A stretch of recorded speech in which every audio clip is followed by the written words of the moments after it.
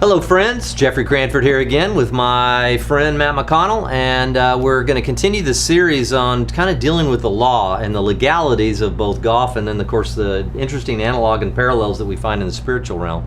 So Matt, when we're talking about, let's just take one law particularly, one rule I should say, not law, one rule in golf. I've hit it into a water hazard and most people say, well, it went in, it splashed over there and they just come out to the side. What are my options as it relates to water ball?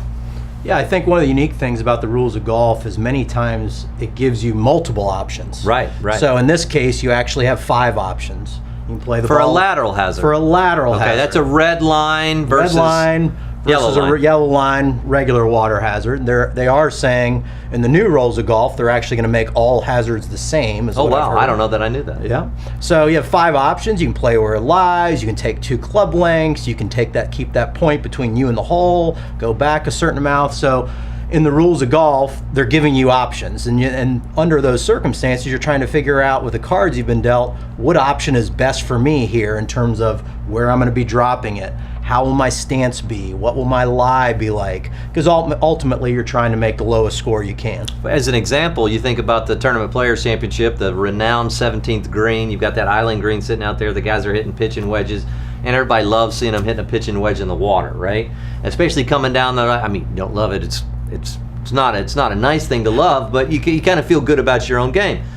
But some of them you see they go to the drop area, but some of you see re-tee from the tee. And absolutely. Why? Why did they do that? Well, they're looking at a couple things there. You're looking at their wind conditions. From where the drop circle is it downwind? Is it crosswind? Are they able, where the drop circle is, I believe, is anywhere from about 75 to 95 yards. So a lot of times, especially if that pin's on the front part of the green, if they go to the drop area, they have no angle to get the ball close to the hole. Exactly. So they're making all that's making sense.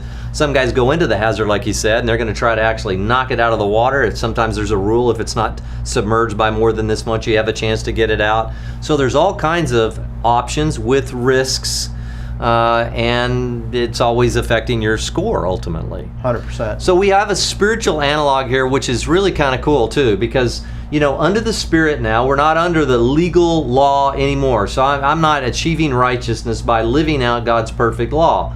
Having said that, Paul says to the Corinthians very clearly, all things are lawful for me, but all things are not, that doesn't mean they're profitable for me. All things are not profitable. So how do you go to a place where you say, I want to view the profitability of this decision, although I'm certainly not under the law and constrained on a particular area. So let's take the golf world, for instance. You decide I would like to join a local club. I can go down and play at the local public golf course. I can go and join the high-end private course, or I can go and there's a mid-tier course that I can maybe join.